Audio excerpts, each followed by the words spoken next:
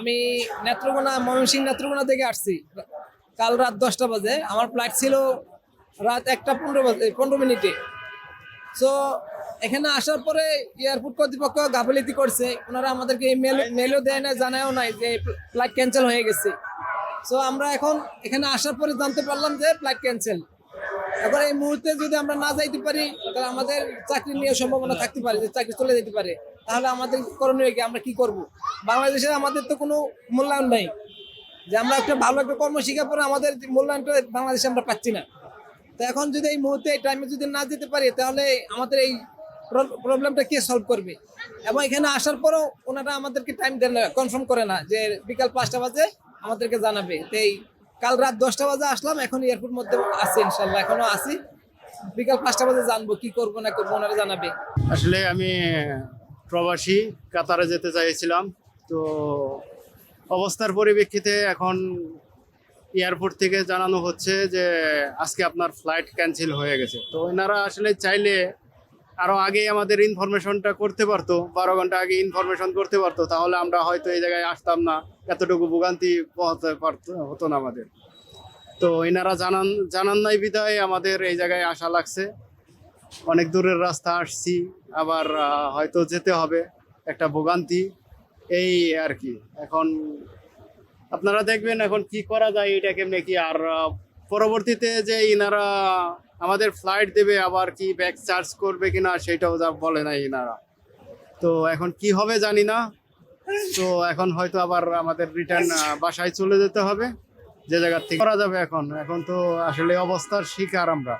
জি, আমার কোম্পানিতে এখন কোনো ইনফরমেশন করা হয় নাই। আমি এখন যাওয়ার পরে আমার কোম্পানি কি করবে আমি নিজেও জানি না। এটা হলো কোম্পানির উপর ডিপেন্ড করে, যেহেতু কোম্পানি আমাকে পাঠাইছে একটা লিমিটেড টাইম দিয়ে। তো আমি টাইমের পরিপ্রেক্ষিতে যদি না যেতে পারি ওনারা অ্যাকশন নিতেই পারে।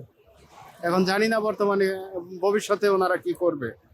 আসলে আমরা পেটের তাগিদে যাওয়া লাগতেছে, নসিবের উপর নসিবে যা আছে তাই হবে, যাওয়া লাগতেছে। তো এটাই না, চাকরি আসলে সমস্যা নাই, যে টিকিটটা যেন মান্য হয় এই বয়ে, এই জন্য উপস্থিত আছি। আসলে এয়ারলাইন্স থেকে যোগাযোগ করতে পারিনি এখনো, এই জন্য টাইমের দিকে অপেক্ষা করতেছি। টাইম হইব আমরা ভিতরে যাওয়া। আমার ছেলে এখন ভিতরে গেছে, ইন্ডিয়ার কুদিয়া সৌদি আরব দামান যাবে। এখন তো আমি খুব টেনশনে আছি, এত বড় হামলার ভিতরে এখন যেতে পারবো কিনা। এয়ারপোর্ট কি বলে, আমরা গরিব মানুষ টিকিট ফিট করে সবকিছু করে দিয়েছি, আর আমাদের টিকিট করে ঠিক আছে কিনা, মারি যায় কিনা, চলে কিনা। এখন তো মনে করেন যে আমরা যখন বাইরে যাইতে হবে, আমরা শুনতেছি জানতেছি যে এত বড় হামলা হয়েছে, এত বড় সমস্যার পরে কারণ আমরা যাইতে হবে পাইতেছি না গিয়ে চরমকে সবকিছু টাকা পয়সা দিয়ে আমরা তো নিশ্চয় হয়ে গেছি, টিকিট ফিটও কাটতে ফেলছি। এজন্য আমরা এয়ারপোর্ট আসতে হয়েছে, সেজন্য আমরা আসছি, সেজন্য ঘটনার জন্য আমরা ইচ্ছা করছি। নিজে বুঝতেছি না এখন কি টাইম মধ্যে পৌঁছাতে পারে কিনা, নাকি বাহির ফিরা দেয়, নাকি আমাদের জিপগুলি মারি যা। এর ভিতর দিয়া আমরা একজন ভদ্রলোক ছিল, ওনার নাকি মন্ত্রী নাকি এতে কি আসার বিষয়, ওনার সাথে আমি 2 মিনিট আলাপ করছি। আমি নিজে বলছে যে আপনাদের কোনো সমস্যা হবে না, আপনার তো না যেতে পারে, এরপর যদি কোনো সমস্যা হয় প্রবাসী মন্ত্রণালয়ে আপনারা আমার যোগাযোগ করবেন। মাননীয় মন্ত্রী এসেছিলেন এখানে? এই মন্ত্রী না কেউ না, আমি ওনার সাথে সরাসরি আলাপ করছি। মন্ত্রী সাহেব বলছে যে যুদ্ধের কারণে ফ্লাইটগুলি বন্ধ হয়ে গেছে, আপনার কোনো অসুবিধা নেই, আমরা কোনো অসুবিধা নেই, আমরা কোনো সমস্যা না। এজন্য আমরা যদি না যেতে পারি আপনার ছেলে, তাহলে পরবর্তী সময় যাইতে পারবো, ইনশাল্লাহ কোনো সমস্যা হবে না। ঠিক আছে।